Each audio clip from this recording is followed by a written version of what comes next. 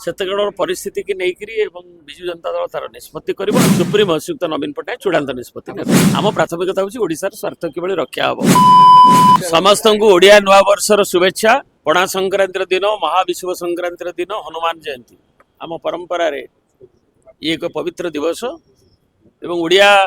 ମାନେ ଆମର ଯେଉଁ ପରିଚିତି ଏବଂ ଯେଉଁ ହିସାବରେ ଓଡ଼ିଆ ଏକୁ ମହାବିଷୁବ ସଂକ୍ରାନ୍ତିକୁ ପାଳନ କରାଯାଏ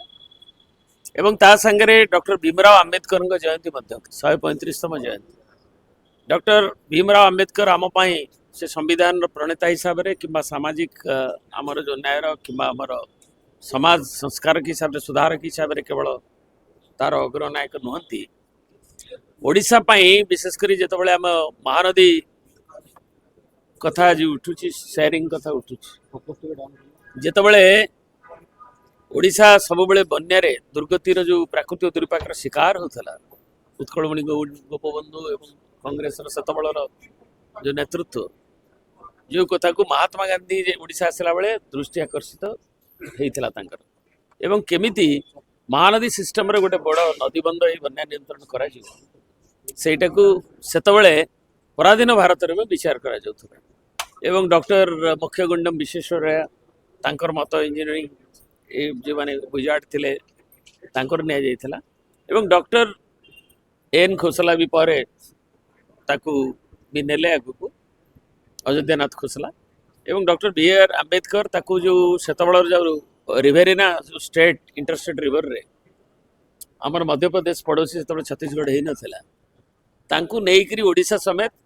କଟକଠାରେ ନଭେମ୍ବର 8ରେ ଗୋଟେ ବୈଠକ କରିଥିଲେ ଏବଂ ଡକ୍ଟର ଆମ୍ବେଦକର ସେଥିରେ ମୁଖ୍ୟ ଭୂମିକା ନେଇଥିଲେ ଯେଉଁଥିରେ ନିର୍ଦ୍ଧାରିତ ହୋଇଥିଲା ଯେ 12.28 ଏବଂ ଆମର ଓଡ଼ିଶା ହୀରାକୁଦ ପାଖରେ ଯେଉଁ ଫ୍ଲୋ ଅଛି ନଦୀର ଜଳପ୍ରବାହ ତାର ଡିପେଣ୍ଡେବଲ୍ 75% ଫ୍ଲୋରେ 12.8% ଏବଂ 8.33 ସେତେବେଳର ମଧ୍ୟପ୍ରଦେଶ ସରକାର এই ସେୟାରିଂ ହେବ ବୋଲି ଯେଉଁ ବେସିସ୍ରେ ସେ ସିଦ୍ଧାନ୍ତ ବେସିସ୍ରେ ଆମେ ସବୁବେଳେ କହୁଛୁ ଯେ ଏଇତିକି ଆମର ଭାଗ ଓଡ଼ିଶାର ନ୍ୟାଯ୍ୟ ତାକୁ ମିଳୁ ଏବଂ ଲିନ୍ ପିରିୟଡ଼ରେ ବି ମିଳୁ। ଆପଣ ତ ଅବିକା ସମାଧାନ ତାଙ୍କ ହାତରେ ତାଙ୍କର ତ ତିନିଟା ସରକାର କେନ୍ଦ୍ର ଅଛି ଛତିଶଗଡ଼ ଅଛି ଓଡ଼ିଶା ଅଛି ସେ ତ ଡିସେମ୍ବରରେ କରି ଆମେ ଆଶାବାଦୀ ଥିଲୁ ମାନ୍ୟବର ମୁଖ୍ୟମନ୍ତ୍ରୀ କହିଲେ ଡିସେମ୍ବର ସୁଦ୍ଧା ସବୁ ସରିଯିବ ତାପରେ ବି ଆଶା ପଦ୍ମ ଘୁଞ୍ଚି ଘୁଞ୍ଚି ଯାଉଛି ଆଶା ବି କରାଯାଉଛି ଏବେ ତ 9 ମାସ ପୁଣି ଟ୍ରିବ୍ୟୁନାଲ ବଢ଼ିଲାଣି ପ୍ରଧାନମନ୍ତ୍ରୀ ବି ମତ ଦେଇଛନ୍ତି ଟ୍ରିବ୍ୟୁନାଲ ଦ୍ୱାରା ତାର ସମାଧାନ ତେଣୁ କେଉଁଟା ଠିକ୍ କେଉଁଟା ବେଠିକ୍ ସେମାନେ କୁହନ୍ତୁ ଆମର ଏତେ ଆମ ଦରକାର ଯେ ମହାନଦୀର କଥାକୁ ଆମ ଓଡ଼ିଶାର ହର୍ଯ୍ୟ ନ୍ୟାର୍ଯ୍ୟ ଯେଉଁ ହିସାବରେ କରନ୍ତୁ ଯଥାଶୀଘ୍ର ତାକୁ କରନ୍ତୁ। ପିସିସି ସଭାପତି ଏ ବିଷୟରେ ଯଦି କାହା ସାଙ୍ଗରେ ଆଲୋଚନା କରିଥିବେ ମୁଁ ଜାଣିନାହିଁ କିନ୍ତୁ ରାଜନୀତିରେ ସବୁ ସମ୍ଭବ କିନ୍ତୁ ବର୍ତ୍ତମାନ ସୁଦ୍ଧା କୌଣସି ନିଷ୍ପତ୍ତି ହେଇନି ଏବଂ ଆମେ ବିଜୁ ଜନତା ଦଳ ଯାହା ନିଷ୍ପତ୍ତି କରିବୁ ଆମେ କେବଳ ପ୍ରସଙ୍ଗରେ ଏକାଠି ହେଇକରି କମ୍ୟୁନିଷ୍ଟ ହୁଅନ୍ତୁ ବିଭିନ୍ନ ଦଳ ଯେଉଁ 10ଟି ଦଳ ଏବେ ଗୋଟେ ପ୍ରସଙ୍ଗରେ କଟକ ମେଡିକାଲରେ ଯେଉଁ ହେଇଥିଲା